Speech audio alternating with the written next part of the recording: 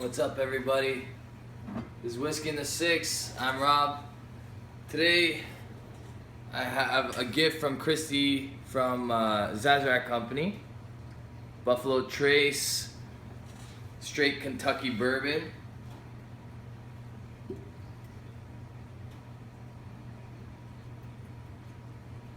It's about $45 at the LCBO. Its global value is very affordable. It comes pretty highly touted as well. Jim Murray gave it a 93. I think Serge from Whiskey Fun gave it pretty high mark as well. I can't remember exactly what the mark was, but it was up there.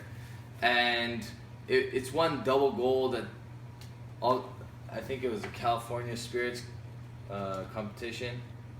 San Francisco, so California. San Francisco Spirits competition.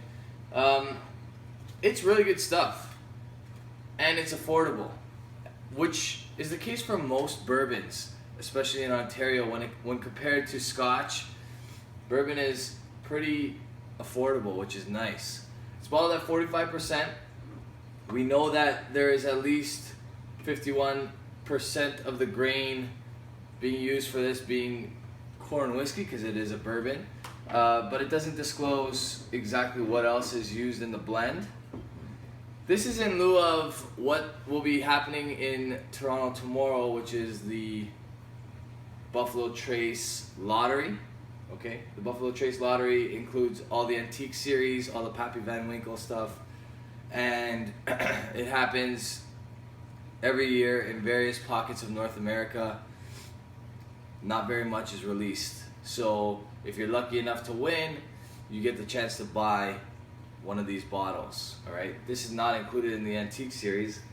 This is just a distant relative of what's available at the antique series. The antique series has older, more sought after whiskeys, usually at cask strength. Like I said, this is 45%, so not quite cask strength. Not gonna take a lot of time with this review today. I'm gonna nose it, taste it, and give it a mark. It's sweet on the nose, a touch of smoke, really nice color too. You know, whenever it's a Kentucky straight bourbon, that word straight means there's no added color. It's completely untampered with, okay, which is beautiful. And that's something that I think a lot of the newer distilleries in Canada are starting to lean towards, okay? So we have Dillon's Distillery, we have Stock and Barrel, which is Stillwater's distillery. These guys are really trying to do the same kind of thing as these bourbon companies, okay? So Kentucky straight bourbon means you know it's untampered with, which means that it's a very nice color, okay? The barrels are first virgin charred barrels, okay? So that's the case for all bourbon. You can't use a bourbon barrel for bourbon more than once. All right.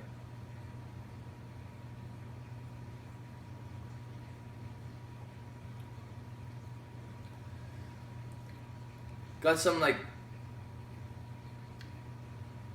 spice to it. It's sweet. A lot of caramel. A little bit of smoke, and the smoke and the caramel come through on the nose as well.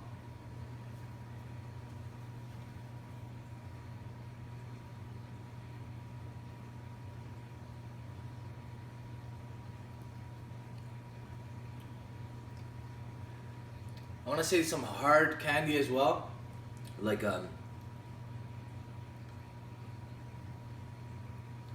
butterscotch hard candy, like a Werther's, but not quite as sweet as a Werther's, obviously. And that hard candy nose as well. Almost get a bit of a cinnamon, like spicy cinnamon or peppermint. Let's go with peppermint.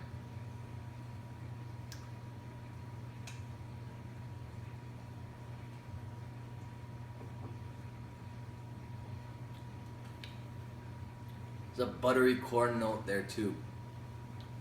Not overly thick on the palate, but really nice. Okay, this is an A- for me. It's really good stuff. Because of the price, you can't go wrong with this. It's sipping whiskey, tastes good, smells good. It's not gonna break the bank. It would go well with something to mix. Okay, it's excellent stuff in my opinion. For $45, I would definitely have this on my bar at all times. Okay, because you can't go wrong with it. Okay, so A-, really good stuff. Compared to the 17, I forget the 1793. I want to say 1793 bourbon that I tried from the same company. I would put the edge towards this one. Okay, this one's slightly better in my opinion, but they're both really good bourbons. Okay, all right. So that's an A-. I have coming up for you this Friday, Glenfiddich, the original. I've been pushing this one off for a while. I need to get this one done.